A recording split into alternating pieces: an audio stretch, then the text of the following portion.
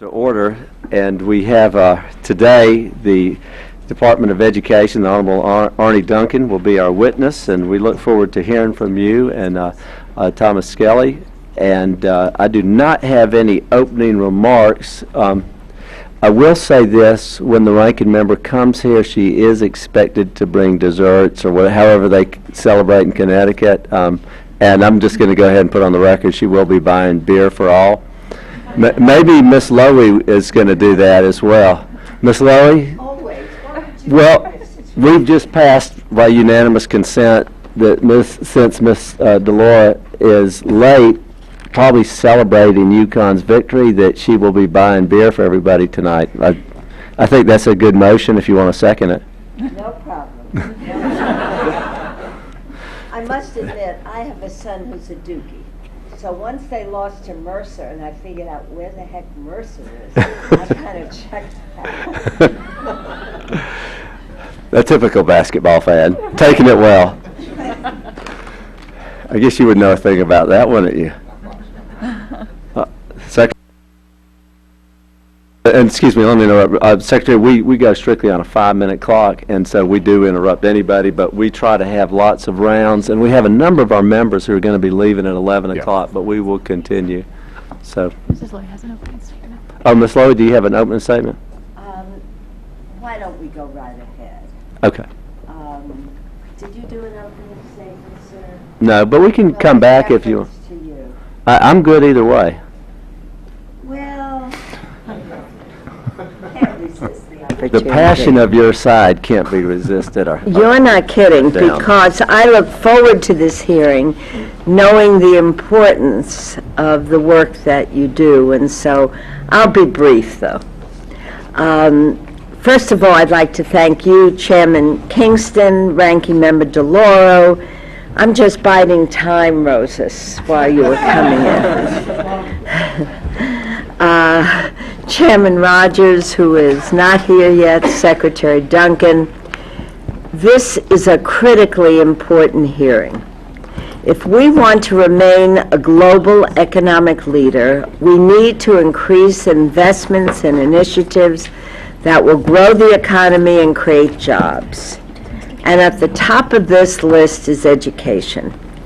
Not a week goes by that I don't hear from schools in my district about the need for additional resources. That is why I believe it is vital that as the subcommittee writes the 2015 bill, we prioritize restoring Title I IDEA to pre-sequester levels. I also wholeheartedly agree with the Secretary's focus on early childhood education, which is one of the smartest investments we can make. That said, I do have some concerns with the request, including the proposed 15% reduction to teacher quality state grants, 5% cuts to the Impact Aid program, and I look forward to today's discussion on a range of topics, including after school, promised neighborhoods, STEM education, Pell, and other higher education initiatives. Thank you, Mr. Chairman. Thank you, Ms. Lowy. And Mr. Laura, we went ahead and passed over you because if you don't have some kind of a, like, I don't know, Italian pastry to celebrate UConn, then we can't yield you any time. So we figured we'd give you an additional minute so you can brag about UConn, and then I know you have a busy day today. I saw you on Morning Joe. You did an excellent job. Thank you. Thank you. So if you're ready, I'll yield to you for an opening statement. Thanks so much, Mr. Chairman, and all I can say is go Huskies. Whoa. Great game last night, and tonight will be even greater with the women winning the championship. So here we are. Thank you so much, and I appreciate the accommodation, and you know that I have to leave a bit early. I let the Secretary know that as well, so my apologies to you and to my colleagues as well. Mr. Secretary, thanks so much for joining us today, for your tireless advocacy on behalf of our students. As we think through the President's budget proposal for 2015, I think it's critical to remember the context in which it comes to us. Under the 2014 legislation just enacted in January, appropriations for the Department of Education remain $800 million less than the comparable level 2 years earlier. This is a cut in actual dollar terms without taking into account rising costs, growing population and student enrollment, or unusually high levels of need. It's not bad enough. If that isn't bad enough, had the majority had their way, the current underfunding of education programs would be even more severe. Last year, the spending allocation that the majority gave this subcommittee represented a cut of nearly 20% below the pre-sequester funding levels for labor HHS education programs. In the distribution of funds for fiscal year 2014, the House majority gave this subcommittee the biggest cut of any, the equivalent of 4 times the reduction caused by sequestration. And the budget put forward by Chairman Ryan that the House is considering this week threatens to do even more damage. On deck for next year would be a $1.3 billion cut to Title I, a $1 billion cut to IDEA, $761 million from Head Start. It cuts Pell Grants by over $125 billion over the next decade, making it harder for low-income students to go to college. And it cuts non-defense discretionary spending by another $791 billion over the next 10 years. It is another sequester on steroids. Meanwhile, many of the fundamental grant programs that are at the core of the department's mission are stuck below 2010 levels, especially after considering rising student enrollment, growing pressure to improve student achievement. Even providing level funding to these programs serves as an effective cut in services. The failure to adequately invest at the federal level comes at a time when states are still lagging behind pre-recession education spending. More than 2/3 of our states are providing a lower per-student funding level in 2014 than in 2008. In Kansas, take one example, the governor has proposed to deepen reductions in education funding so far that it would leave per-pupil spending 17% below pre-recession levels.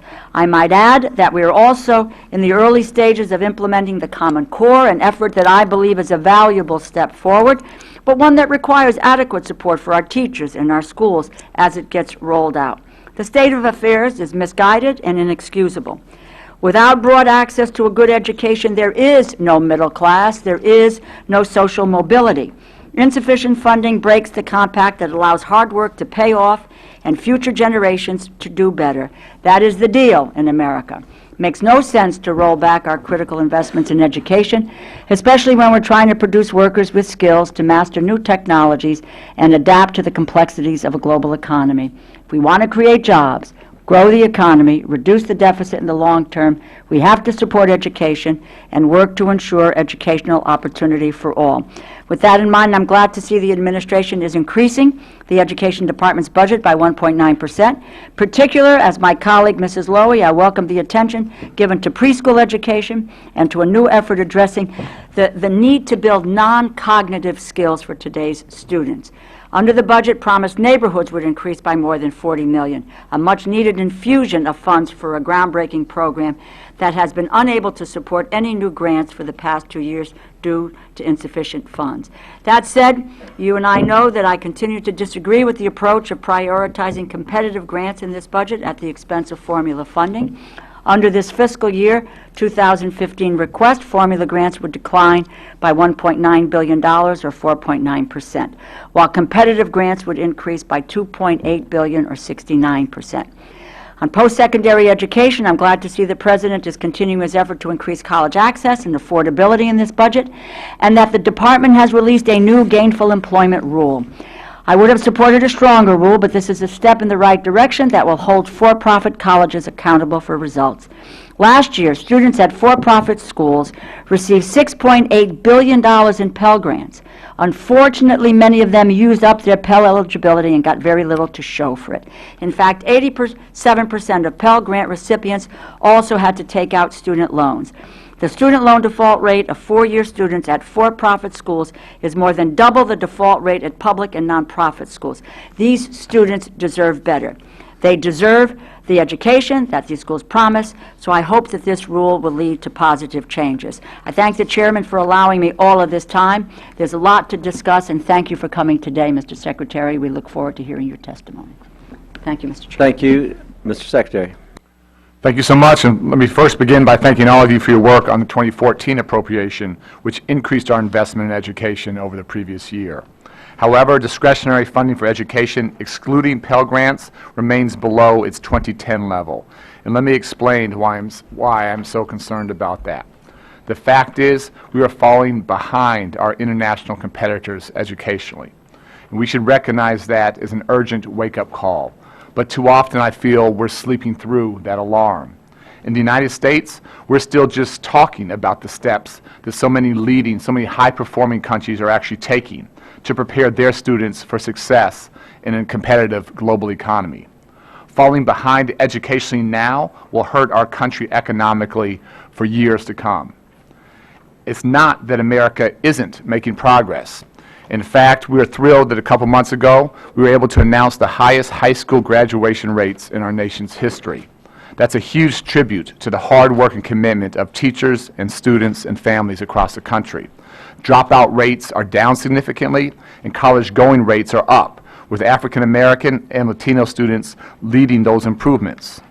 And while we celebrate these very real achievements, we must also be impatient with the pace of change. Simply put, despite the gains we've made as a country, too many of our students today are not receiving the education they deserve, and it's our collective duty to challenge that status quo. New civil rights data shows that the educational experience for too many students of color, students with disabilities, and English language learners falls short of meeting the American promise, the American ideal, that if you work hard and study hard, you will have a fair shot to succeed. We need the courage and the will to strengthen the opportunity structure for our children, for the good of their families and the good of our country. And if we don't increase investment in education, let's be clear about exactly who we are leaving out of the American dream. While we know we have much more work to do, many states are bringing forward innovative ideas to improve education in profound ways. Just one quick example, the Ohio Appalachian Collaborative, under plans developed under the Race to the Top and the Teacher Incentive Fund programs, set out to redesign education in rural communities and strengthen community partnerships. That collaborative now involves 26 rural districts. And just 3 years into that collaboration, graduation rates for economically disadvantaged students in the original partner districts actually exceed Ohio's statewide average. And the number of high school students dual enrolled in courses that provide college credit has increased in 3 years by 186%. Same families, same communities, same schools, same very real socioeconomic challenges, but a very different set of opportunities, different expectations, and very different results. Ideas and innovations like those are so critically important, but as I said earlier, as a country, we simply aren't improving fast enough. Our collective lack of commitment to closing opportunity gaps relative to other nations sadly starts with our youngest learners. We rank in the bottom third of OECD nations in terms of providing access to high-quality preschool. We should all be ashamed of that brutal reality. As a direct result, far too many of America's children start kindergarten at 5 years old, already a year to 14 months behind, and far too many of them never catch up. That simply is not in our nation's best interest. Data from our Civil Rights Data Collection Project shows that our neediest students get the least experienced teachers. And the fewer minority students that you teach, the more you get paid. That is simply not a winning strategy for helping all of our children succeed. In this country, only about 20% of students have access to high-speed internet in school, a basic learning tool today. In high-performing nations, 100% of students, teachers, and schools have access to high-speed broadband. Finally, when looking at college completion rates, the U.S. has fallen behind as our cost of college has increased. We used to be number one generation ago, first in the world in college attainment for young adults, and today we've dropped to 12th. Again, that is not a badge of honor. We need to get serious about providing real opportunities to all of our children, from cradle through to career, by making preschool available, by providing good technology tools and support to students and teachers, and by making college more affordable. We need to get in the game right now. Unfortunately, I feel we're too often on the sidelines, just talking. Let's stop talking and let's get down to the serious work so that no matter where in America children grow up, whether it's in Connecticut or Georgia or Ohio, they will have the educational opportunities they need to fulfill their true academic and social potential. We must stop letting so much human talent and capacity go to waste. Our nation simply can't afford it. Thank you, Mr. Secretary.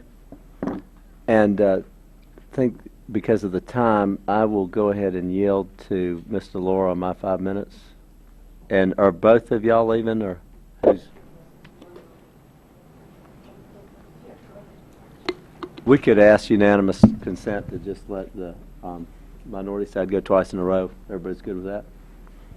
Thank you very much, and thank you for yielding to me. Secretary Duncan, I'm pleased that the FY15 budget request would reinstate Pell Grant and other financial aid eligibility for some students who have not earned a high school diploma or a GED, but have proven that they have the ability to benefit from higher education. As you know, many colleges have developed innovative programs and pathways to address the unique needs of ability to benefit or ATB students, allowing them to co-enroll in developmental skills courses and job training programs. However, the current policy of exclusion has prevented thousands of these students from pursuing their educational goals and gaining the skills they require for the 21st century economy. How many ATB students would benefit from reinstating financial aid eligibility? How much would this policy change costs? And what do you see as the economic and societal benefits of reinstating financial aid for these students?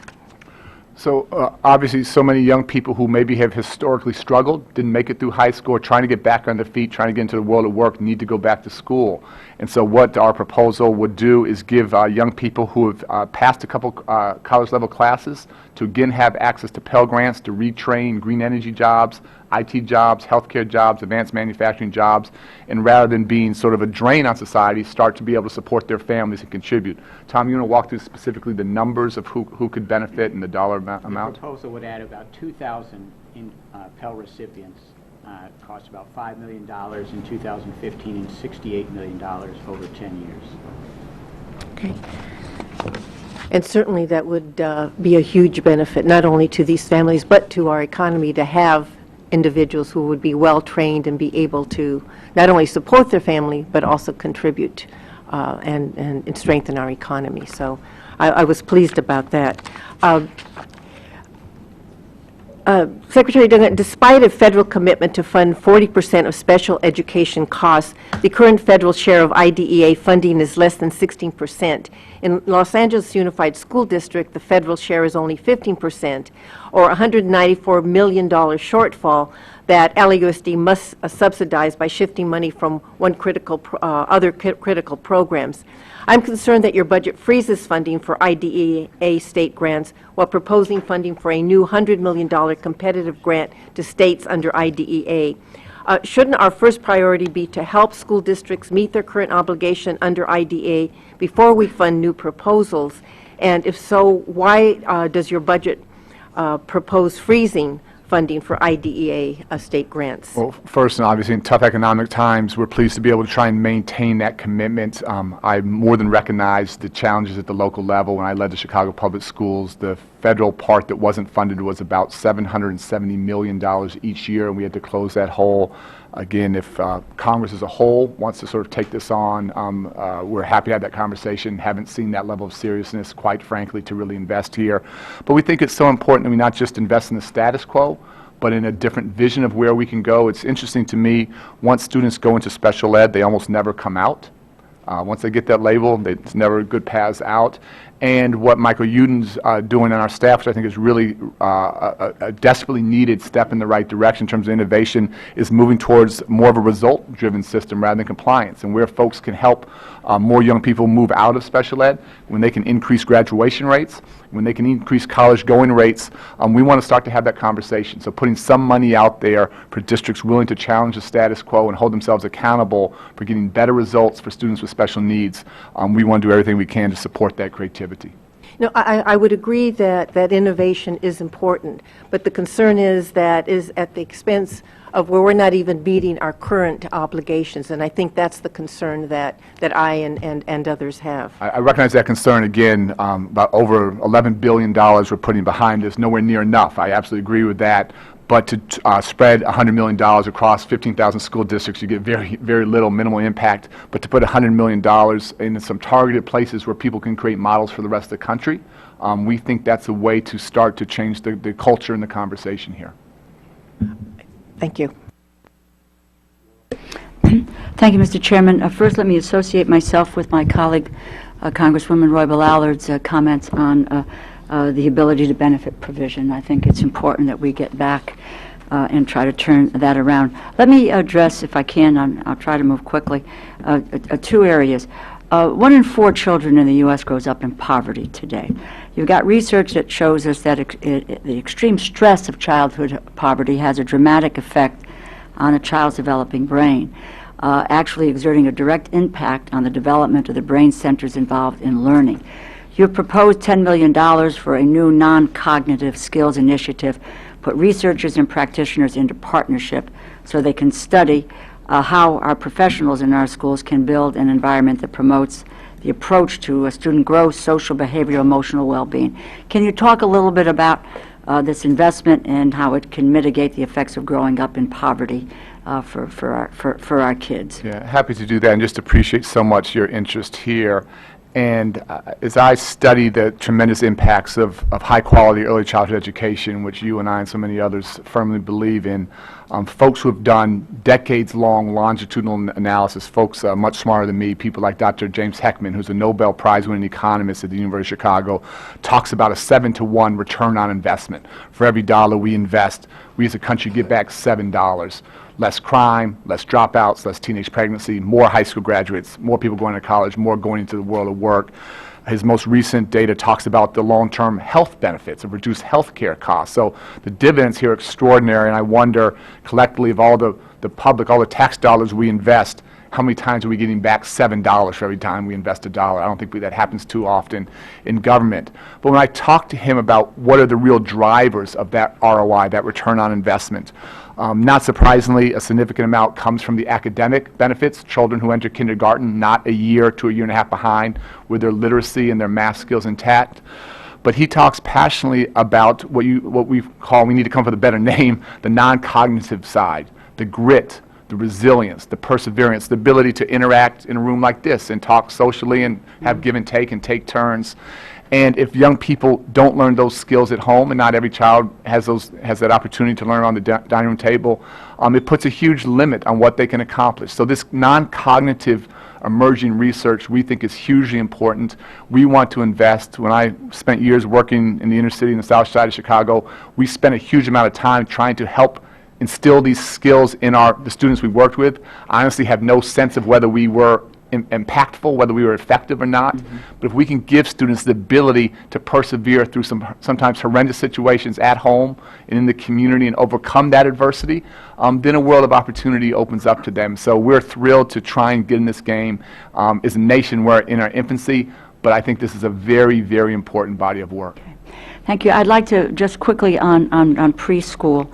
And we know the value of the high-quality pre-K programs. Just a bit of detail on what this might include and that you're going to embark on. Services comparable to those Head Start provides, critical physical, mental health services, nutrition, wellness, immunization, dental, vision, those kinds of efforts. This is a zero birth through 5 agenda, so we want a seamless continuum, and Kathleen Sebelius and I have been joined at the hip on this one. And historically, our departments were dysfunctional, didn't talk. Those days are long gone. So whether it's early home visiting, whether it's early Head Start, pre-K, we just want to get our babies off to a good start. And what's interesting to me, which I love, this has become a total bipartisan issue in the real world. And in fact, we now have more Republican governors than Democratic investing scarce taxpayer dollars in early learning because they understand ROI. The challenge is state after state where I visit, there are huge waiting lists. Huge waiting list. So thousands and thousands of families where parents want the best for their children, who want that opportunity, and it simply is not provided. So this wouldn't be any mandate, wouldn't be anything like that. We would simply partner with states to leverage their dollars and where they want to increase access for children starting in the most disadvantaged communities, they could partner with us. We'd have a mixed delivery system. This could be school districts, this could be nonprofits, this could be faith-based, it could be for-profit, it could be boys and girls clubs, YMCAs. We just want more children in this country to have access.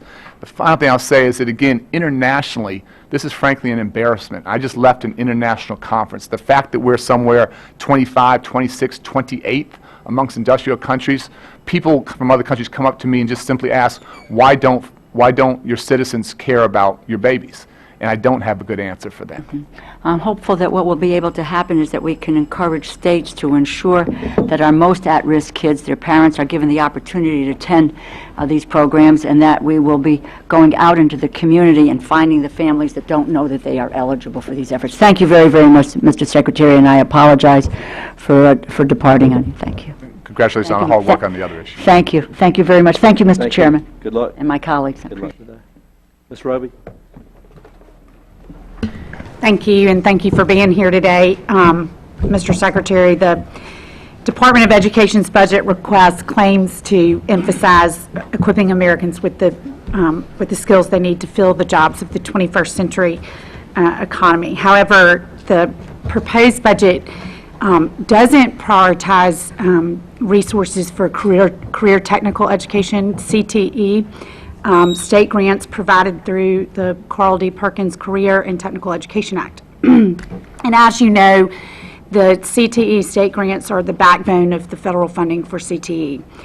In fact, the department's budget request actually proposes a number of new competitive grant programs, which has already been mentioned. Specifically, the budget proposes to set aside the $100 million from CTE state grants for a new competitive innovation fund. So I have three-part question here. First, will you please address why the department is prioritizing spending resources on untested and often duplicative education initiatives when we've yet to fulfill our commitment to fully fund existing formula-driven programs? Second, why does the administration continue to propose competitive grants that only benefit a few students rather than investing in proven programs like CTE that help to further the goal of career readiness for all students? And third, how can schools continue to offer rigorous and relevant career training and education to all students without a strong federal investment in CTE? Yeah, really appreciate the question, and we think the work in that CTE space, VOCAD, they're different names for, is hugely, hugely important. So a couple things, just to be clear on the budget, roughly 89% of our budget goes to formula programs. A small minority, about 11%, goes to competitive. So anyone who thinks those balances, people sometimes think it's like 50-50. It's not even close. It's 89 to 11. So we want to continue to invest in the base programs, which we will always do. But we really want to make sure that programs are preparing students for the jobs of tomorrow, not of yesterday. Quite honestly, in CTE programs, many are extraordinarily strong, but some are frankly still preparing students for jobs that are obsolete. And so we just want to make sure that, again, scarce taxpayer dollars are being used to prepare students for the jobs going forward. And I've been to dozens and dozens of amazing high schools where real training is leading to real jobs. There's often this false debate, college versus career. I think that's the wrong debate. We have so many wrong debates in education. So I'll be preparing students for college and career, and guess what? Those skills are about the same. Recently, I was at an amazing school, Worcester High School in Massachusetts, that a few years ago was literally failing. New principal, new set of CTE programs. They have a credit union in the school, auto body works, health care. People from the community who have going through chemotherapy due to cancer can come in and get wigs. They had a veterinary clinic, a fully functioning veterinary clinic in the school, and these kids are going on to these opportunities. 87% are going on to college, 13% right into the world of work. But that school was becoming the community center. Whatever you need in the community, you come to the high school. It's an amazing connection there. So we want to continue to invest. We have a blueprint for reauthorizing Perkins, as you may know. I'd love your feedback on that. But we want to make sure that we're investing in the jobs of the future, not in the jobs of yesterday.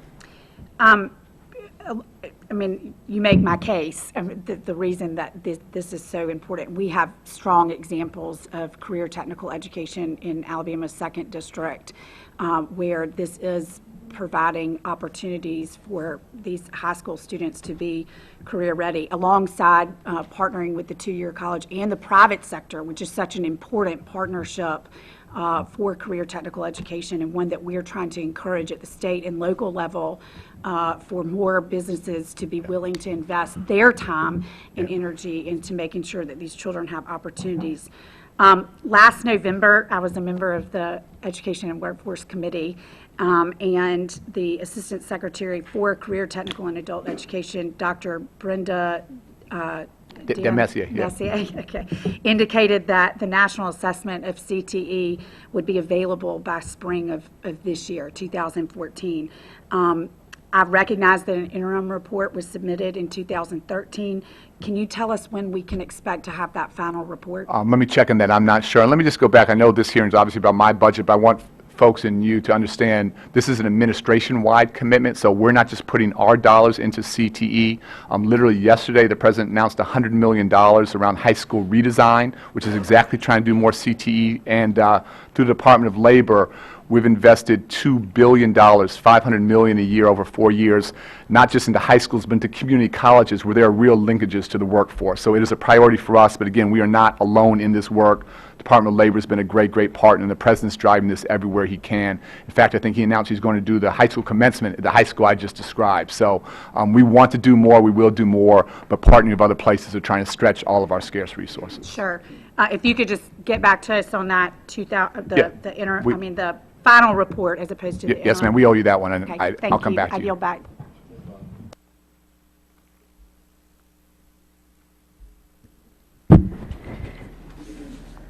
Mr. Secretary, I know we have previously discussed this initiative, but I want to reiterate that I strongly support Promise Neighborhoods. It is vital to comprehensively serve an entire neighborhood and create a pipeline of programs for children that start even before they are born and takes them through college graduation. In essence, it wraps children and their families in coordinated education, health, social supports, which in my opinion is the only way to break the cycle of poverty in our most disadvantaged communities.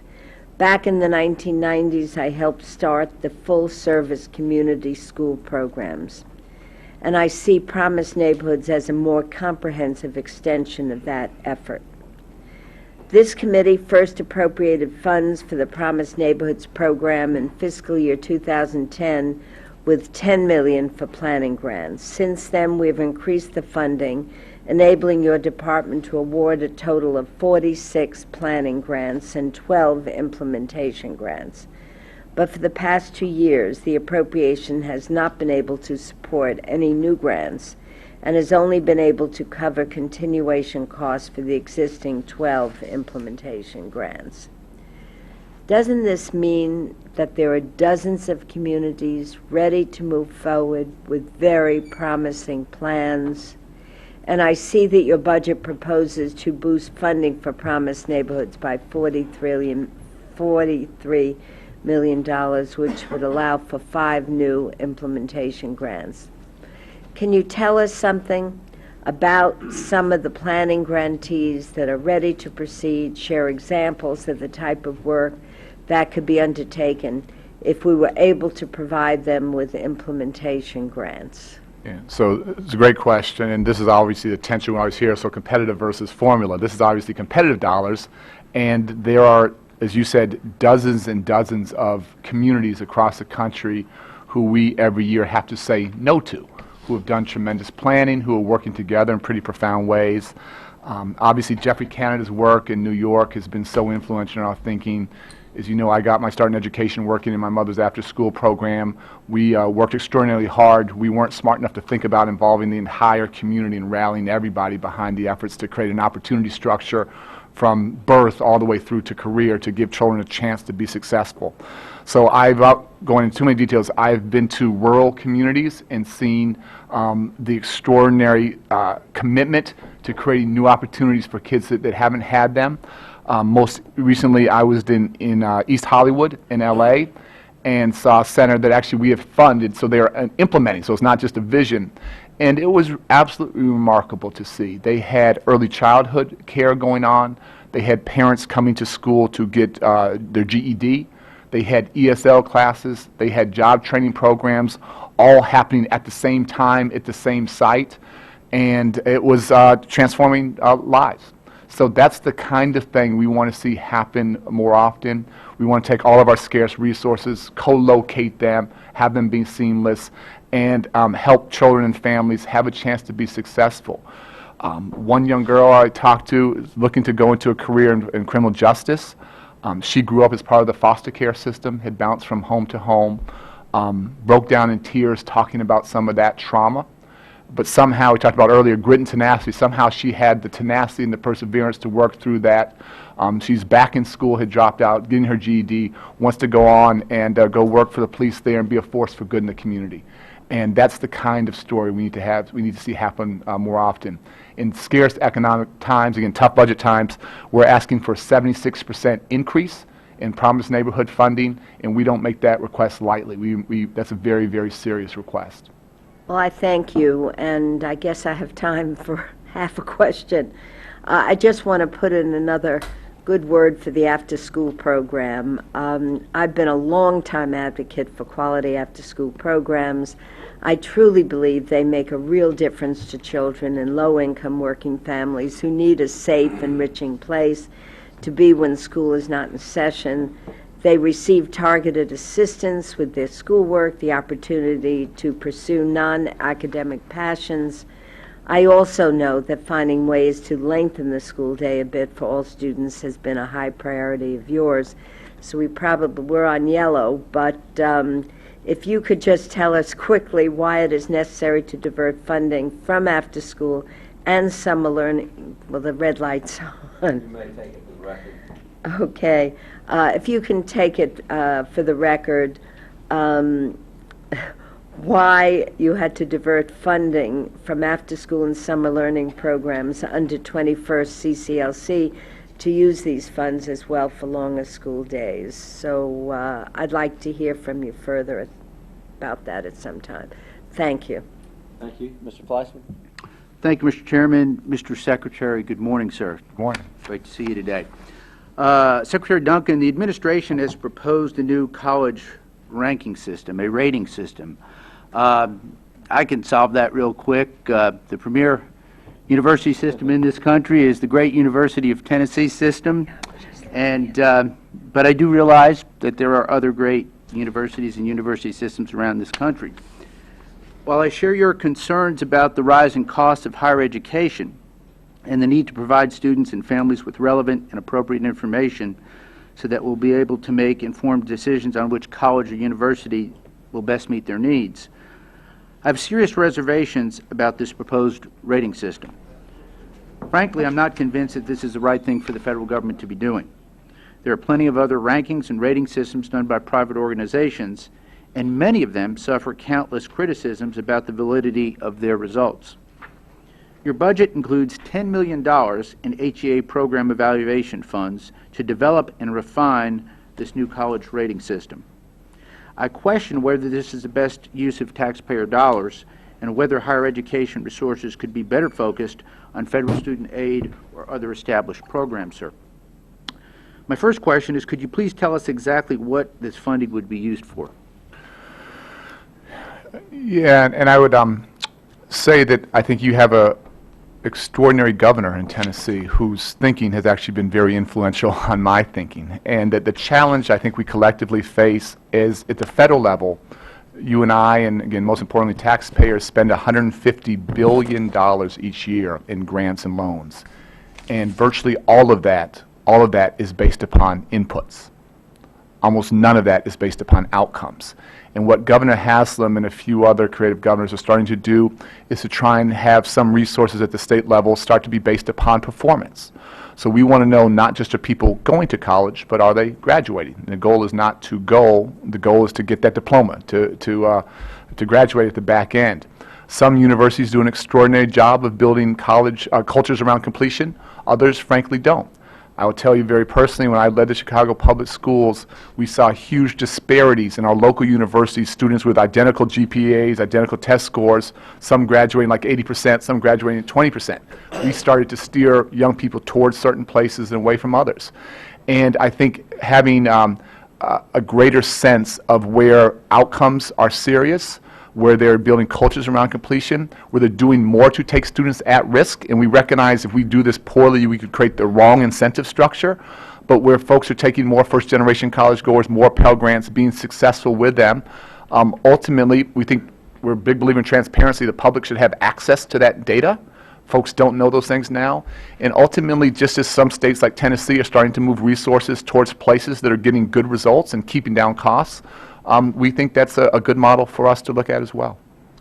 All of these are very laudatory goals, and I appreciate for articulating them, but it still goes back to why should the federal government be involved, sir, in trying to rank these institutions? Not to be clear, not rank them, to rate them, and I think we have an obligation because we are spending $150 billion of taxpayer money with 0 sense of outcomes.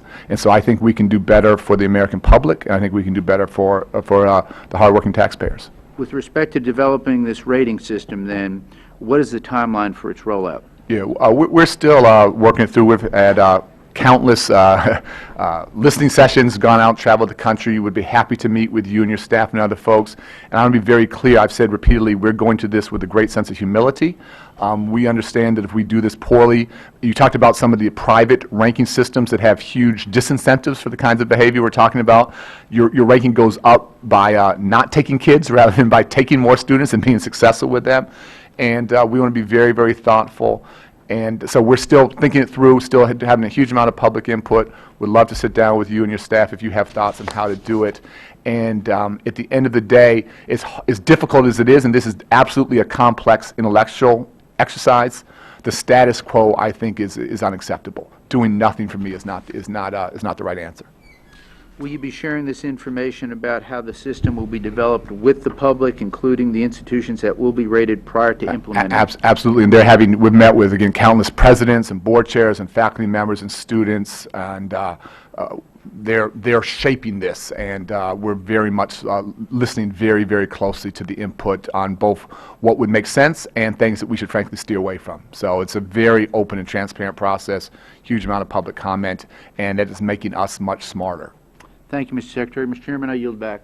The gentleman from California, Mr. Honda, is recognized. Thank you, Mr. Chairman, and welcome, and thank you for joining us, Secretary Duncan. A little more than a year ago, the Equity and Excellence Commission, formed at the request of Congressman Fatah and myself, released its game-changing report entitled For Each and Every Child. And this commission was composed of 29 educational thought leaders from a variety of backgrounds. And I want to thank you again for the work that you and your staff did to make this report a reality. The report highlighted 5 foundational steps to improve equity for each and every child. One is improving school finance systems. Second is empowering teachers, principals, and curricula. Third was providing high-quality early childhood education. The fourth is mitigating the effects of poverty. And the fifth, improving accountability and governance. I believe it is particularly important that the report incorporates both excellence and equity.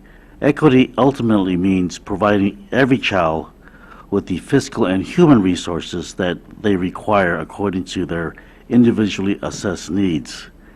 Every child is unique, which means that we have to move our thinking and some of our principles that we operate from all children to each and every child. I applaud your work in proposing a program that will be entirely focused on improving equity and beginning the work that was laid out by the Commission. So, Mr. Secretary, can you share with us some of the ways in which the proposed Race to the Top Equity and Opportunity Program, when implemented, will address the findings for the Each and Every Child report? Happy to do it. And first, I just want to thank you and Congressman Fatah for your extraordinary leadership. And obviously, you've lived this work in a way that, frankly, most political leaders haven't.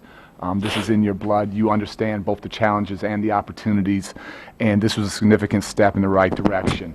I carry around in my briefcase sort of a list of the final recommendations of the Equity Commission to keep them forefront of my mind. So just a couple things. The Commission talked about the importance of early learning. You know exactly what we're trying to do there, and I keep saying I think that's maybe the best investment our nation can make, is to get our babies off to a good start and get out of the catch-up game. In this year's budget, we're asking for $300 million to do a Race to the Top equity and opportunity proposal. And your point is exactly right. This has to be about both excellence and equity. Too often these things seem to be in conflict. Again, the wrong fight. We talked about college versus career, that being the wrong fight. And raising the bar for all as well as leveling the playing field, that's where we have to go. And it's so interesting, Congressman, we have about 16,000 school districts in this country. And the theory there is to be great laboratories of innovation at the local level, and in many areas we see that. But I just keep asking a fundamental question. I keep hoping to be proven wrong.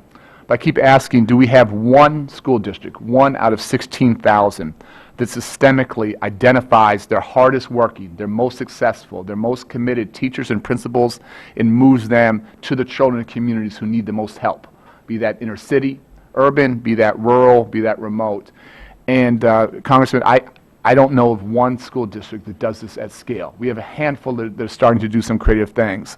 And if we think that great teachers matter, which I believe passionately, and I know you do, if we think great principals matter, if we think schools can have a huge impact in moving students out of poverty and into the mainstream and giving them a chance to be successful academically and educationally and ultimately in the world of work, we need to do more work in this area. When I talk about today in many school districts, high minority schools, their teachers get paid less than teachers in low minority schools. When you look at the lack of access to AP classes in many of our disadvantaged communities, that is not equity and that is not excellence.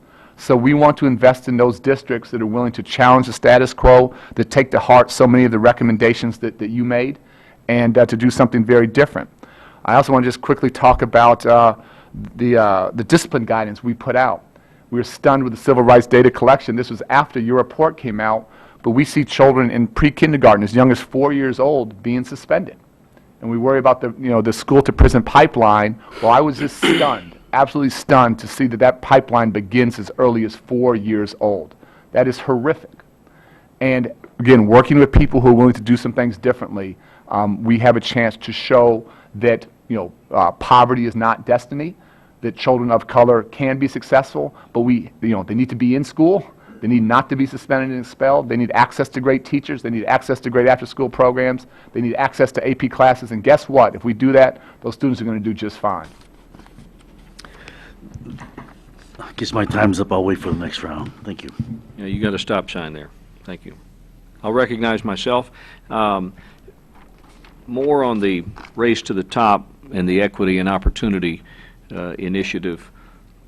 I would just like for you to explain how a competitive program actually addresses equity, because, and I've got a lot of rural districts in my state for sure, and certainly in my district in the state, and Mr. Secretary, rural districts do not have the same capacity to be able to hire grant writers and what have you, to be able to track a lot of these types of programs. So if it just seems to me that sometimes these grant programs further exacerbate because of the resource gap here between certain districts. It just seems like it creates a bigger divide, creates winners and losers in public education. So how can we best ensure that federal resources are going to places that really need them, and how do we ensure that we're not going to shortchange those that do not have the capacity that others may have? Yeah, it's a really thoughtful question. What we've worked hard in every one of these competitions, and I'll get to the Race to Top Equity specifically, but on the Promised Neighborhood work, on the investment in innovation, the I3 work, on the school turnaround grants. I think, frankly, we've gotten smarter and more sophisticated in doing this and doing rural set-asides and rural slates. And I talked earlier about the Ohio Appalachian Collaborative that is getting remarkable results for, very rural communities. In just a couple years, I've been to very rural Kentucky where we're doing some interesting work going on there. The Berea College and their collaborative there is doing fantastic. So again, hold us accountable. We're happy to give you the results. When we did the school turnaround money, the school improvement grants, folks thought, well, those models won't work in the rural communities. Lots of noise there. We actually found that the rural communities got slightly more than their fair share. They're about 20% of districts. They got about 25% of the money, and my numbers aren't exact. And they've done just fantastic. They've done very, very well. So we will continue. The President's announcement yesterday on high school redesign, the CTE stuff you asked about, some fantastic rural districts, one in Mississippi actually, I think, that is, won that. So we're trying to make sure we have set-asides, do it the right way. Happy to get you results program by program. Having said that, in all of these, there's not enough money, so there are many more great, both rural and urban and suburban applicants than dollars available, but we think we're spreading that money in a pretty thoughtful way, and obviously if we're trying to create national models, which is the goal, that only is valid if we are investing in rural communities, in suburban communities, and urban communities as well. Like my colleagues, I have a chance to go into our schools. I make it a priority when I'm back in district work periods to visit classrooms, talk to teachers, talk to administrators. I have a sister who is a high school principal, so she has my ear a lot, sometimes too much.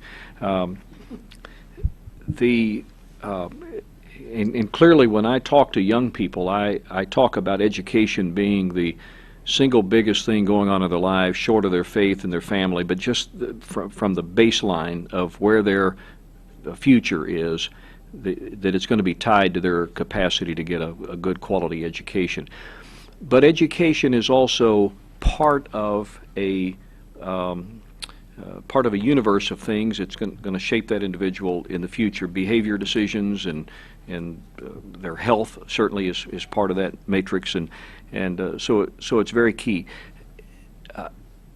I also understand that in the world that we operate today, that the availability of broadband is a fundamental requirement for virtually every sector of society, and I can speak to health care specifically and to education specifically. And I've heard the pleas for more pre-K. But because money is an object now, if you could only do one thing, where would broadband rate with pre-K? Great question, and thankfully I don't have to split that baby. So we want to invest in pre-K. As you know, the FCC is talking about putting as much as $2 billion behind increased broadband access. Rural communities getting a significant share of those dollars. In our budget, we have $200 million to support teachers in their professional development to use this. So I think we can walk and chew gum at the same time. And last thing, again, relative to other nations, the fact that we are so poorly serving our students and teachers today, to me, is just untenable, and we have a chance to break through, again, not just in our agency, but working with sister agencies as well. Thank you for your comments and your appearance before the committee today. Gentleman from Ohio, Mr. Joyce. Thank you, Mr. Chairman. Good morning, Secretary Duncan. I would like to know, the President has touted this plan, and it's picking up on some of the things that my colleague, Mr. Fleischman, had mentioned, but that college may be based on qualities determined by the administration. Many are concerned it will be nearly impossible to develop the one single set of criteria to evaluate across diverse institutions such as large research universities, community colleges, small liberal arts colleges, and career training. A poll conducted by Gallup and Inside Higher Education found that 65% of college professors polled do not believe that the proposed college scorecard will be effective in making college more affordable. How do you respond to the many concerns about comparing such different schools and programs under one set of criteria? And two, and I think we'd all agree that increasing the percentage of Pell Grant recipients that graduate and obtain a degree is a worthwhile goal. Do you think that rating colleges based on graduation rates might provide a disincentive for institutions to admit Pell Grant recipients and thus make college access even more difficult? Yeah, so again, very thoughtful questions, and honestly, we've thought through many of these. So just to be clear, there is not a proposed scorecard, so anyone who says they're against a scorecard is against something that doesn't exist. So we have not put out a proposal yet. We are taking huge amounts of public input. At a certain point, we will put out a proposal. It will be a draft. We'll get a huge amount of feedback back on that draft. This is, again, a very open, transparent process. We're listening and learning every single day. Again, dozens and dozens of meetings with folks across the country. I would just go back to my premise, the fact that you and I and our fellow taxpayers spend $150 billion each year with 0 cents of outcomes, I don't think is the best use of taxpayer dollars. What we would put in place on specifically, so those kinds of things, again, if we do this in a way that is not thoughtful, we would create those perverse incentives that you talked about, taking less first-generation goers, less Pell Grant recipients. What we've talked about, again, is looking at those numbers very specifically, looking at what universities are doing. Are they taking more or less, and are they not just taking them? Are they graduating them? So we think with, that one actually intellectually is not that difficult. We think we can put in place an incentive structure. In fact, we've talked about an idea of having an additional $1,000 go to the university for every Pell Grant recipient who graduates. So there's some things we can do. Whether that's the perfect idea or not, I don't know. But those kinds of incentives just don't exist today, and we want to sort of put them on the table. And again, so many of the current public rankings actually are disincentives to that kind of behavior. They're actually hurting the kinds of things that you and I think would like to see happen. And as always, I thank you for the help that you gave us right after the incident we had, the Chardon school shootings. And I noticed here in improving school safety and climate that you've asked for, some increases, obviously. Could you tell me, since we've started this discussion a couple years ago now, unfortunately, after the Chardon school shooting, what safety improvements have been made, or what you're looking to improve in the school systems? And I just have to say, this is a tough topic, but it's been maybe 15 months since not just that shooting, but the horrific shooting in Newtown, Connecticut. And since that time, we've had close to 4 dozen additional shootings at schools and colleges. So just an untenable level of violence. These are not obviously simply school challenges. These are societal challenges, and I'm happy to have that conversation. I don't know if folks here want to have that conversation, but I just don't think we take our young people's safety seriously enough. These kinds of mass shootings don't happen in other nations. Their children are safer than ours. So what can we do? We can't solve this problem in schools, but we can help to mitigate it as best we can. So whether it's increased counselors, whether it's increased social workers, psychologists, whether it's more after-school programming, the mental health piece of this is very important. This is not one where I think we should begin to micromanage from Washington. That would be the height of arrogance. What we want to do is have some resources to go out to school districts that want to take on this challenge in a more serious way. Just one small anecdote that on the civil rights data collection we did at high schools, like 1 in 5 high schools don't even have a counselor. So when you think, this is like college counseling, but think about all the mental health issues our kids are dealing with. We're just not listening to, we're not paying attention to the kids that need help. So we'd like to put resources out to places that want to do a better job of supporting the young people and doing the best they can to create a safe environment. Final thing I'll say is that in the vast majority of communities, schools are the safest places for kids, and until we look at this on a societal basis, we are not going to solve this problem. Thank you very much. I'll yield back what little time I don't have left, Mr. Chairman. All right, thank you. Before I yield to Dr. Harris from Maryland, I meant to say during my round that to offer my congratulations to the Harvard basketball team. I want you to know that I had them winning as a 12 seed in the first round. I did not have them beating Michigan State, however. So you chose wisely. And I did not win the billion-dollar bracket. And as a result of that, my personal foundation that I was going to set up that had a component for education didn't quite materialize. Next year. With that, I yield to the gentleman from Maryland, Dr. Harris. Thank you very much. Thank you, Mr. Secretary, for being with us today. Just a quick follow-up on the IG's report of stimulus funds spent in Maryland, or I should say misspent in Maryland. We had a letter go back and forth. I received a letter from your office last August that we have to wait for the audit to see if we're going to recoup the misspent funds. Is the audit over? I'm not sure, sir. I'll have to get back to you on that. Okay, if you can do that in a follow-up, Yes, I sir. appreciate that. Let me go into a couple of areas. One is the Common Core. Obviously, even the teachers in Maryland have problems with it, so I would hope that we go slow on this and that we don't tie federal funding to required adoption in any way of Common Core. You probably hear the same uproar that I hear, so I just hope that that's true. Let me talk a little about the preschool for all, because that's a big chunk of money you asked for the budget, and it's interesting you say expanding, quote, high-quality preschool, but most people would just talk about Head Start being the model. Is that not true? I mean, is this a different from Head Start? What are we talking about here? Well, to be clear, Head Start is not pre-kindergarten. And so what we're talking about, to be clear, is a 0 to 5, a sort of a seamless continuum here, starting with home visitation, and that's been proven to be pretty effective. But the goal for me is to make sure that children are entering kindergarten ready to be successful. And across the country, and this will be true, I'm sure, in Maryland, I've actually visited some of your early childhood centers. The average child coming from a disadvantaged community or family, the average child starts kindergarten a year to 14 months behind.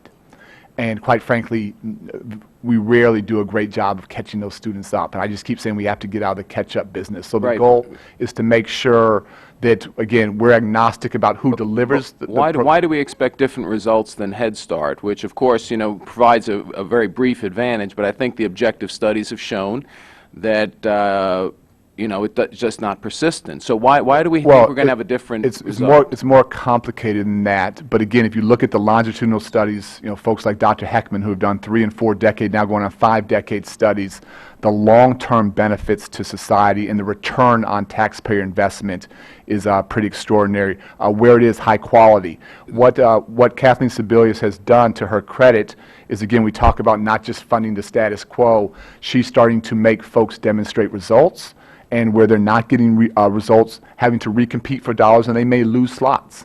And that's been very... If you expand it that wide, wouldn't you want to do some studies somewhere that show what are the... Again, using Head Start as the model that failed. I mean, Head Start doesn't present lasting results. So first of all, I would disagree with that assumption. Head Start has not failed.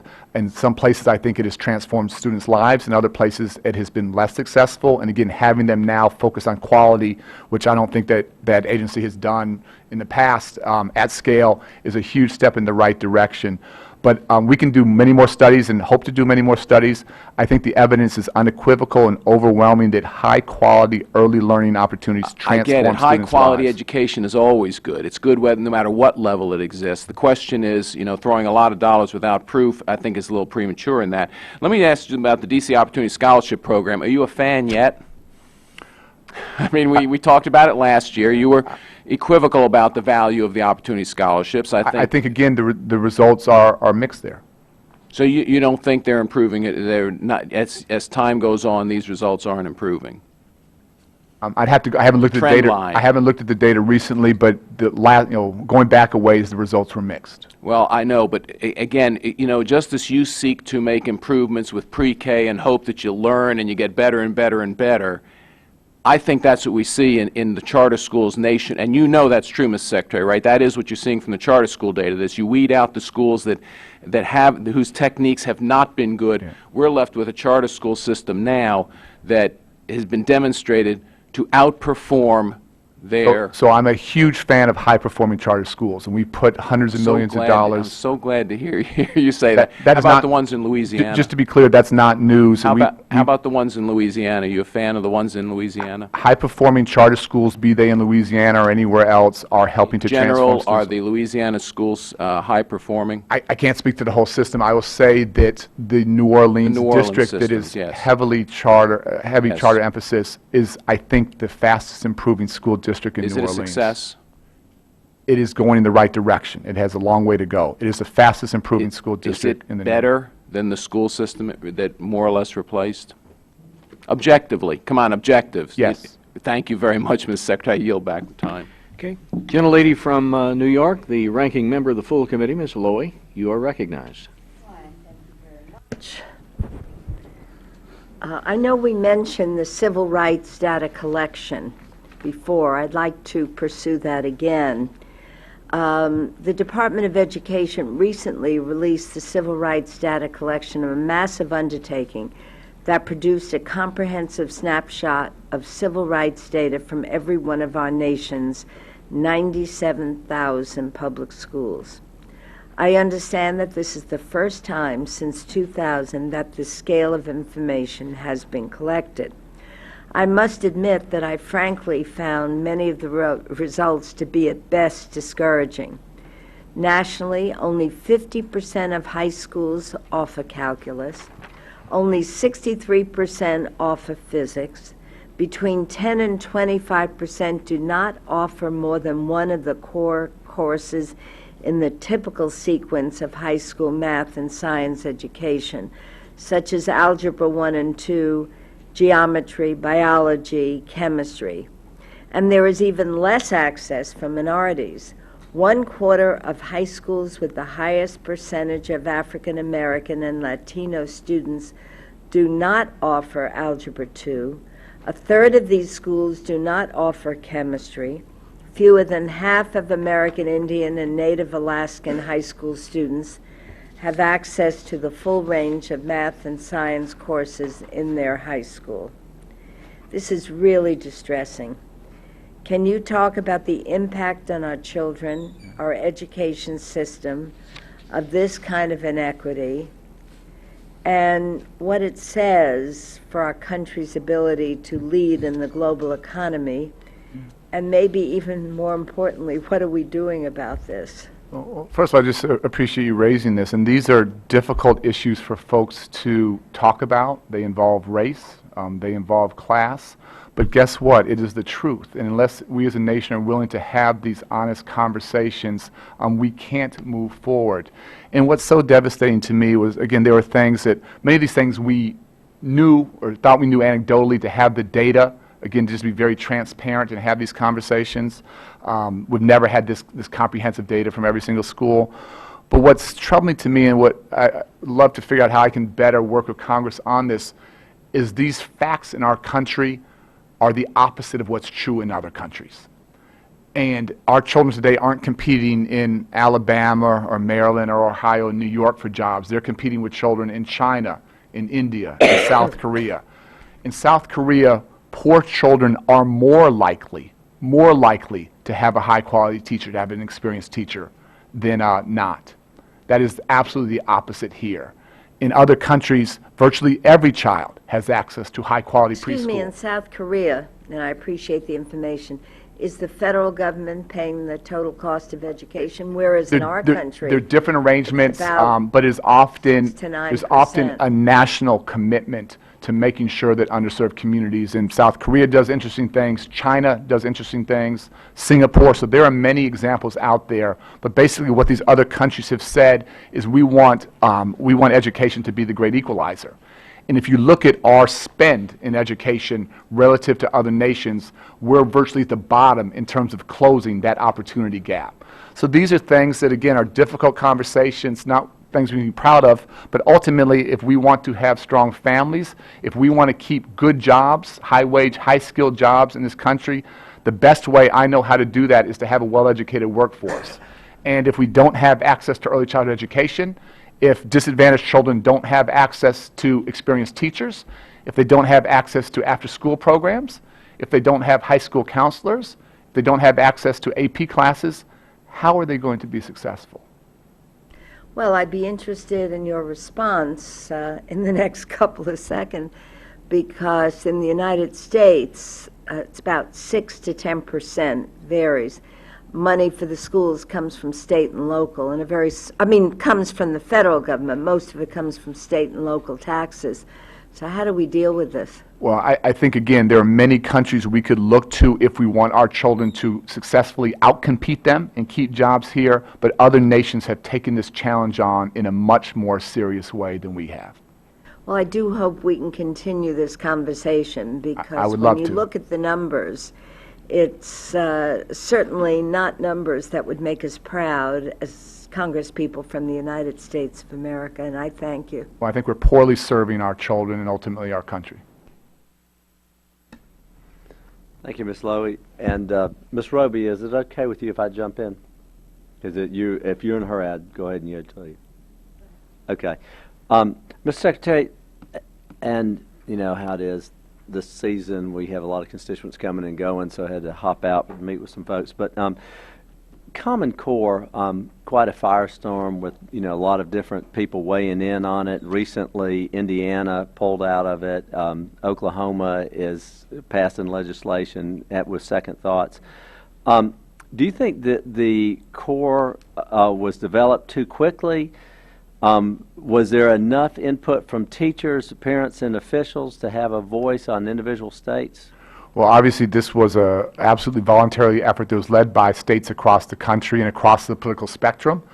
In some places, they did a great job in terms of public input and participation. Other places, they probably didn't do enough. And just to be very clear with this group, I'm just a big proponent of high standards. And whether they're common or not is sort of secondary. We just want students to be college and career ready once they graduate from high school. We partner with states that have been part of that effort. We partner with states that have done their own thing as long as they can demonstrate high standards. And let me just give you why I think that is so important. Well, let me just, because I jump on. Ultimately, though, and I, son of a college professor, brother of a college professor, I certainly believe in high standards, but I think the common word is something that it's very hard to just glaze over. But ultimately, who's in charge of the child's education and what they learn in classroom? Feds, state, local, parents? Well, I think that's both the beauty and the complexity of education. I think everybody has a role there. Ultimately, parents, I think, are the most important, first teachers, most important teachers. My wife and I, if we're not helping our 6th grade and our 4th grader, we're part of the problem, not part of the solution. But so it always starts, with parents, but schools, districts, states, us, everybody has a role. Do you think that we're right now looking at math and English, right? Will there be other standards that will come out, science, language, arts? It's up to states. So if states want to move in that direction, they will. If they don't, they won't. And let me just quickly, this important point to make. So on virtually every measure, Massachusetts is the highest performing state in the country.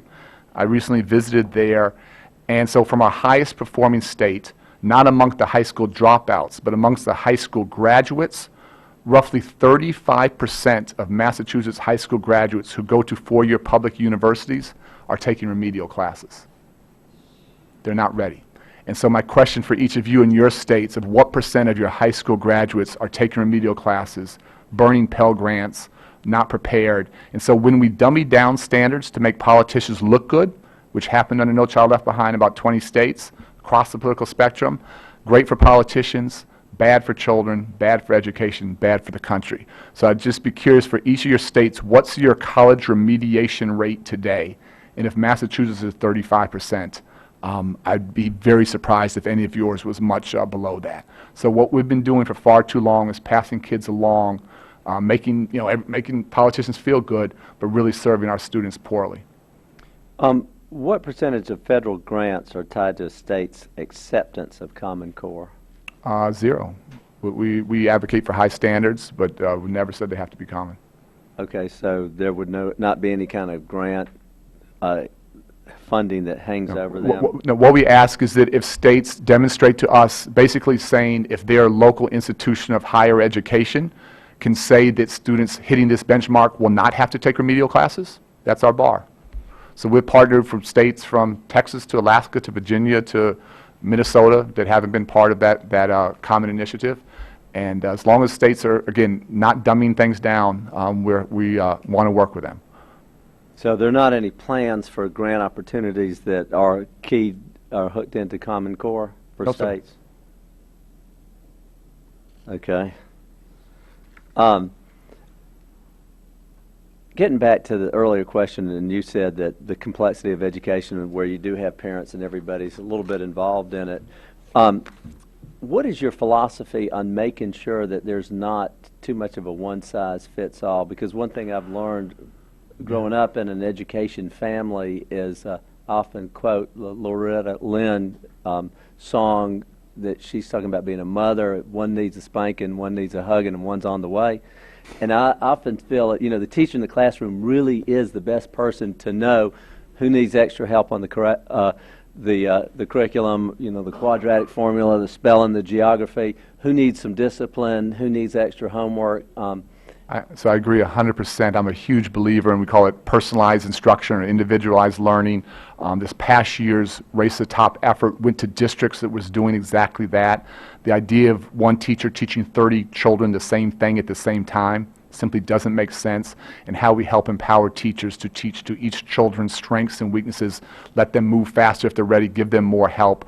That's where education is going, and we want to do everything we can to accelerate that movement. My time is expiring, but for the record, I would like to know what's built in to keep Common Core from being a centralized decision-making body that takes that flexibility away from the teacher in the classroom and the parent. You have to talk to states. Again, this is a state-led effort, but again, standards are just simply what you have to know to graduate. How you teach to that, how you help students get there, that should always be determined at the local level. So having a high bar for everyone, I think, makes sense, but having tremendous flexibility and creativity to hit that higher bar, I think that's the right combination. I'm being very liberal with my time, but the question, though, so you're good with high standards, but in terms of common, you're okay not having common.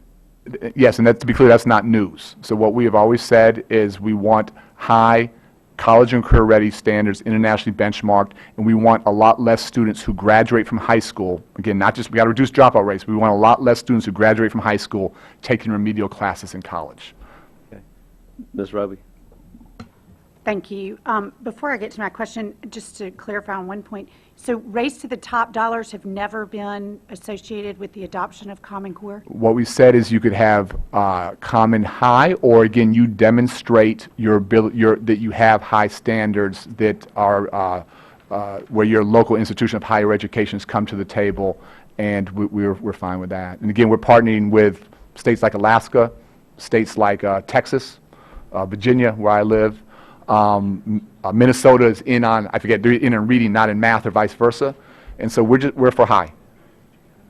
Recently, the administration has highlighted the need to prioritize post-secondary access and success for low-income first-generation college students. And this goes to a little bit to the ranking member's line of questioning a minute ago. But given this, I'm puzzled as to why you would put forth a budget with $1.3 billion increase overall, but not additional funding for a program that explicitly works to ensure that low-income first-generation students have access to college and succeed once there. And this is the federal TRIO programs. This level of funding proposal is particularly troubling given that there's evidence from a recent evaluation that participants in these programs are more likely to obtain a bachelor's degree than non-participants. I mean, this is the program to provide services to students who come from low-income families, and it is important that these are opportunities for all Americans, regardless of race, ethnic background, or economic circumstance. So can you explain to the committee why this is a program that is proven to be successful, and yet it's level funded and there's new initiatives? So we maintain our commitment to both TRIO and Gear Up, that we do think do a really good job there.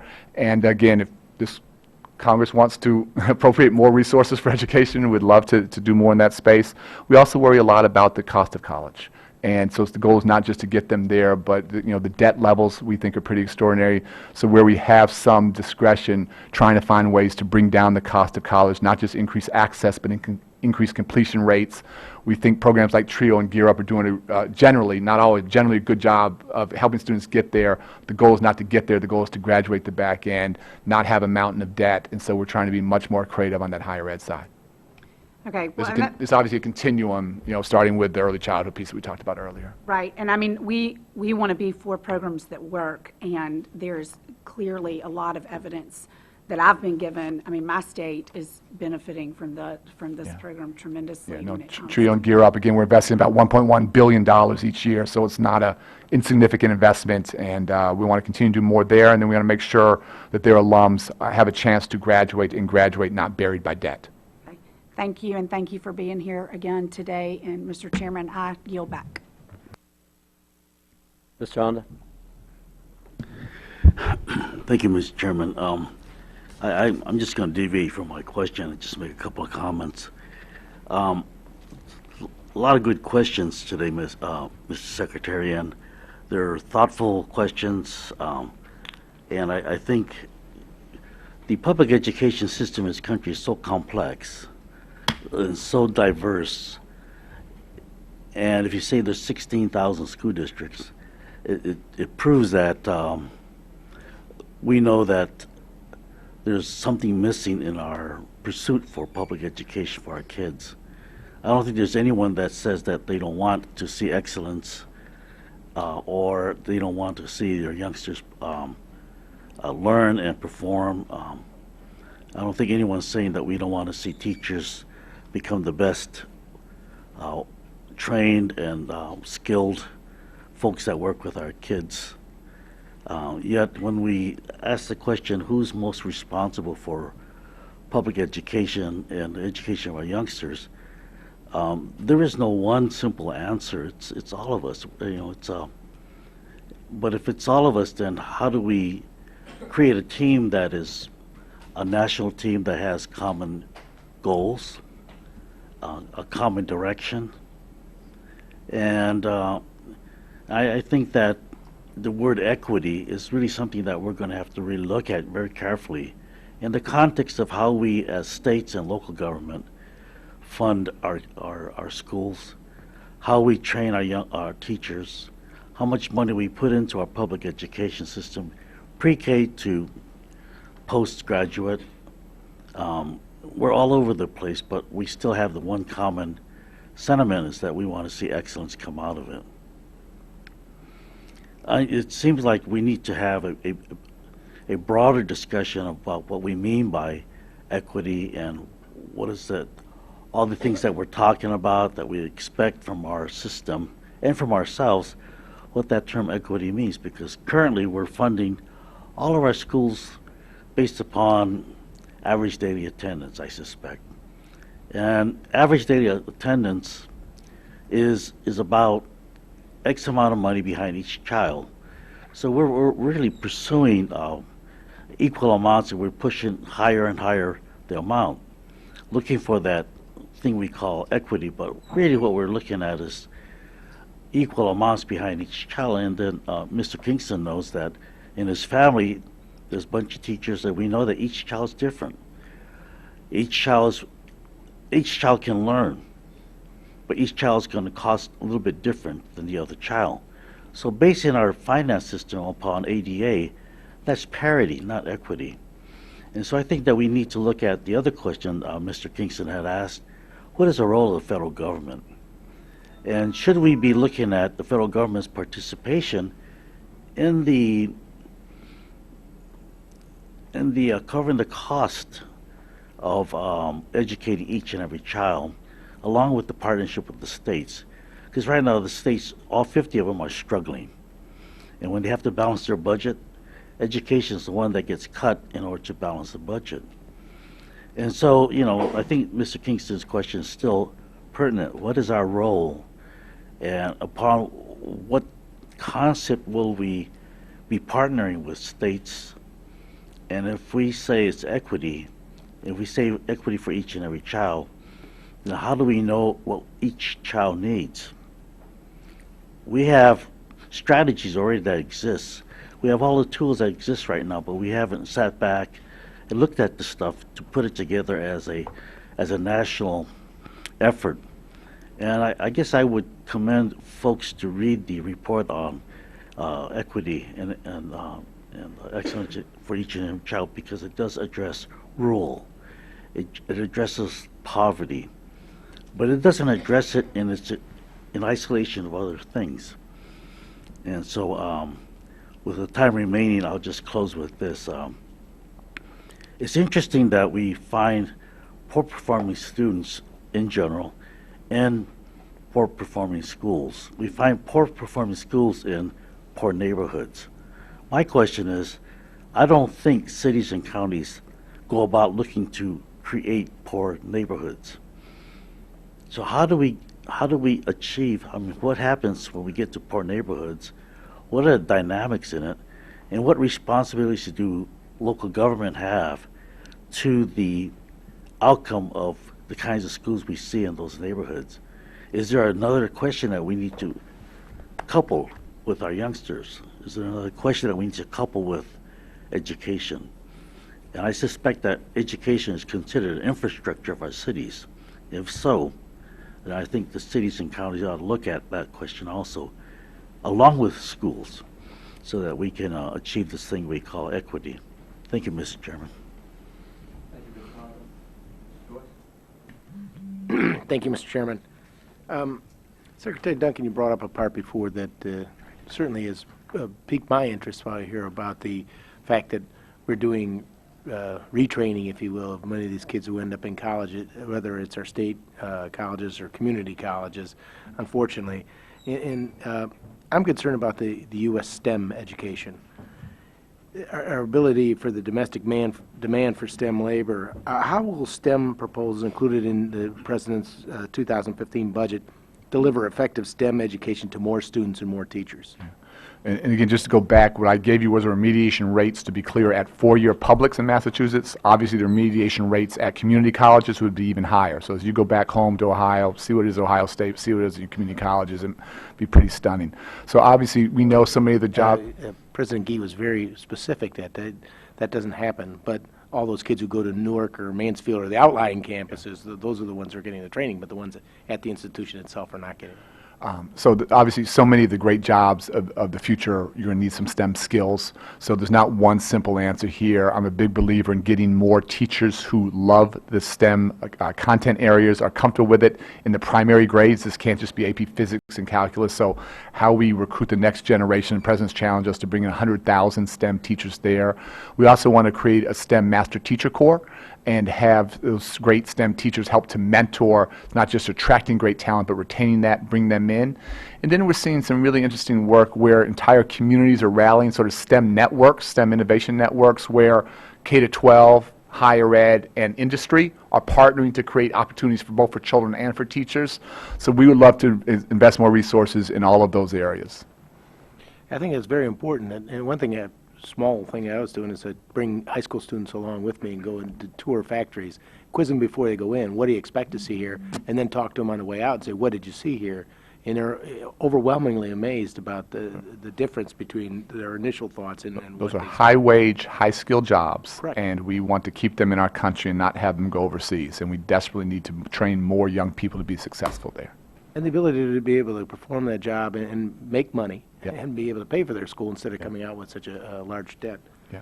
Secondly, I'd like to follow up on, I noticed in the fiscal year 2015 request a higher percentage of competitive discretionary grants than the levels currently enacted. Can you explain the desire to move away from formula grant funding, and how will the department ensure certain schools and students aren't left behind? I actually don't think that's quite accurate, and Tom, correct me if I'm wrong. I think we're at about, as I said earlier, about 11% competitive, 89% formula, and I think we actually went slightly opposite direction, but tell me if I'm wrong. That is a slight increase in competitive, it's a slight increase in competitive funds in the 15 request compared to what's under current law in 2014. Then I apologize for having misread that. I yield back, Mr. Chairman. Thank you. Ms. Lowy?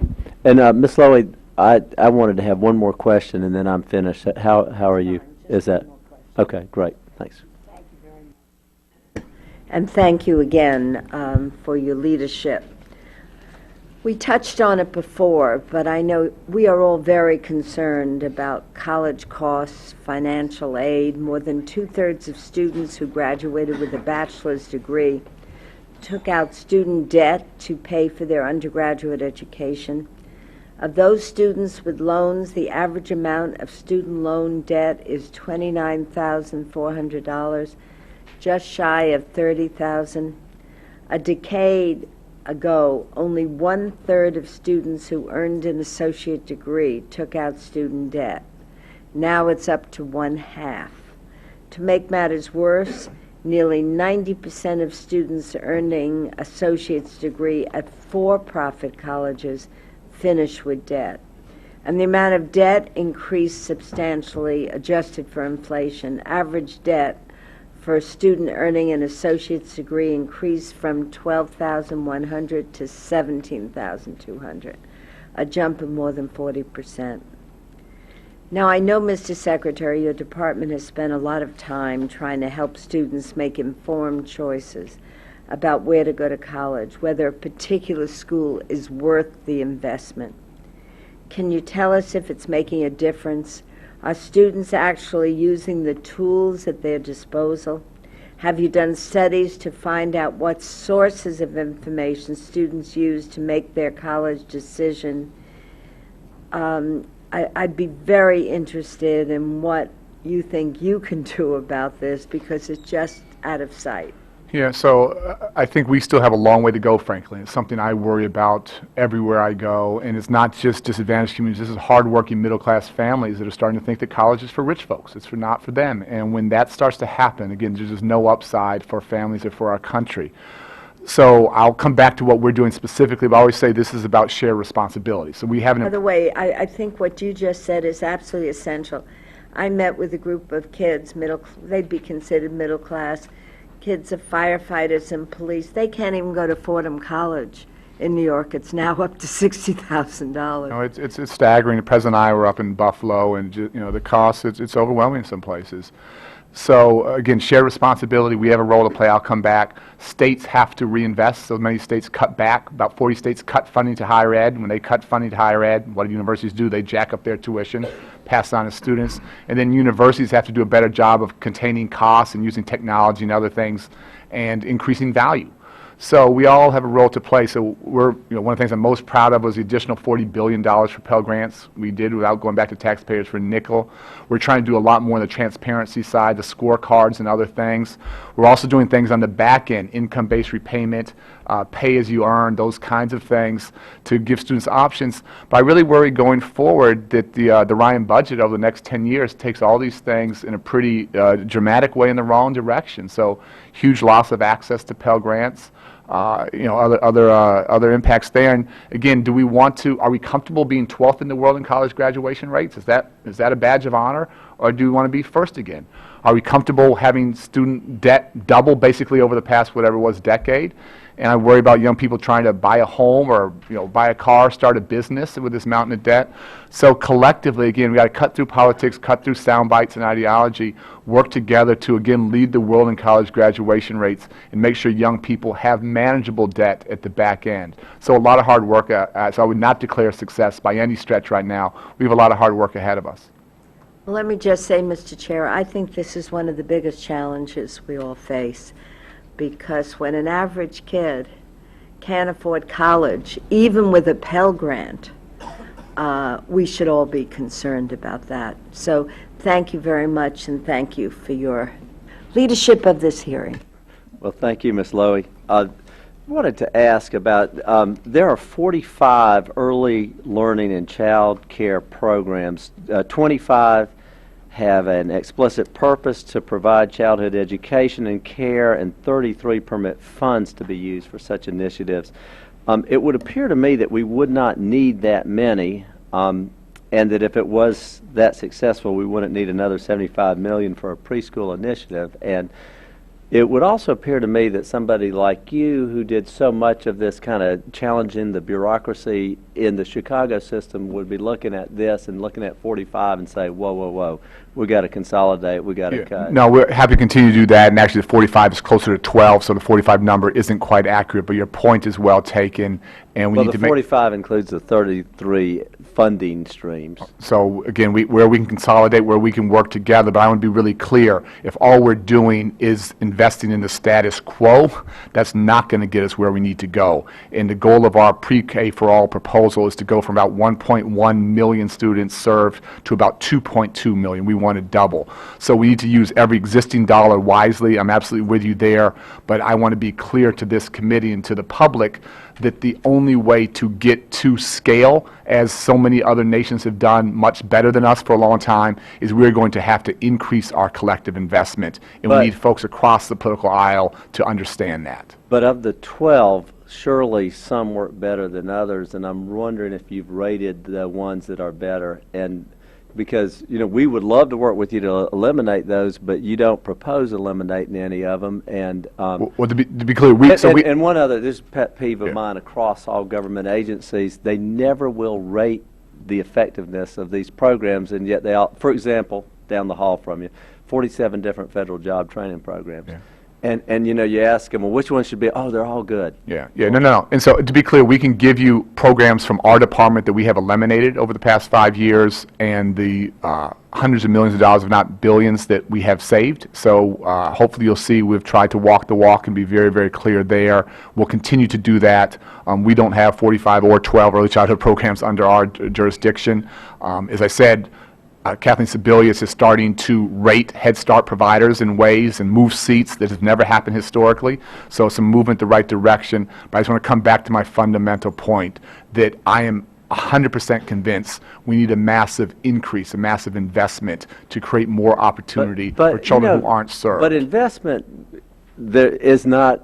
Investment alone isn't anything. It has to be always return on investment, and that's where I think we'd want to have it. Well, again, and let me just be clear: high quality early childhood. Difficult question for you in a minute, so I'm just warming you up. Let me just finish. A 7-to-1 ROI, and I would ask you guys as you fund other things across. Well, yes, but I studied economics. And I sat there and I listened to you, and I don't believe that I don't believe anybody would really bet the bank on this study. So I would invite you because it would be impossible to really follow that through. I would invite you to invite James Heckman, who's a Nobel Prize-winning economist who is definitely smarter than me on this stuff, may not be smarter than you, to come and testify. Well, there are a lot and of lay out people his who things. win Nobel Prizes that you wonder about sometimes. Okay. Maybe we need to bring him in here and ask him a few questions. That's fair, and there are many other studies that talk about the long term. I think the evidence is overwhelming. The evidence is overwhelming. All I want to know from you, though, is the return on investment. If you've got 12 programs, which ones are giving you the best bang for the buck? And So why again, can't we eliminate some of them or the 33? That's a fair question. Again, we don't have 12 under our jurisdiction. You're asking an administration-wide question. That's a fair question. And I'm going to yield to Ms. Lowy, but I do I have... can't resist. I wasn't going to ask another question, but when you're talking about cuts, in FY11, Congress made a series of dramatic cuts to a large array of education programs, including early childhood. the International and Foreign Languages Program in higher education. I happen to have a couple of grandkids that are bilingual, and I know what an advantage they have. After years of steady growth, funding for Title VI programs was cut by 40%. And now these have had a real impact on students, cancellation of hundreds of less commonly taught language classes across the country, impacting thousands of students. And efforts to rebuild that funding level have been slow, given broad fiscal challenges and the sequester. However, this is why I just wanted to close with this. The need for national resource centers, foreign language assistance fellowships, the focus they provide on intensive study of world areas and foreign languages, particularly less commonly taught languages from regions of strategic importance to the nation, has only increased since 2011. So the United States engages with virtually every nation around the globe through trade, open markets, international negotiations, with no plan to scale back on our internationalization efforts, given the tremendous importance and value our country places on being global leaders. How does the department plan to strengthen and grow these programs moving forward? Big thing we did was got a $4 million increase in the 15 budget. We had a $2 million increase in your appropriation in 14, so we're, I think, headed back in the right direction. Is that sufficient to meet our international obligations? We always spend more money, but that's what we have in the budget. Does it meet the needs out there now? There are a number of needs around the country. We had a deputy for international education, Clay Pell, who was in for a couple of months, and he thought we needed all kinds of instruction, even in languages they speak in Indonesia, where we don't do enough there. There are all kinds of languages that we could expand into. So just to be clear, none of these things, whether it's early childhood education or IDA funding or AP classes or international studies, none of these is it sufficient to meet the need. Not even close. I'm glad we closed with that because... Oh, we're not closed yet. Oh. I have to ask Secretary Duncan a hard question in a minute. But you still have the time. I just want to say, I'm not going to say that increase the language classes at the detriment of pre-K or Head Start.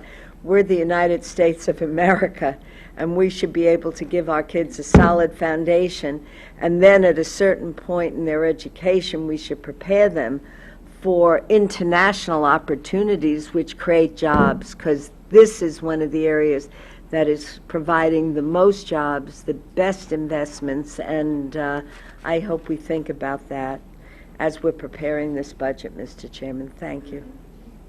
Thank you, Ms. Lowy.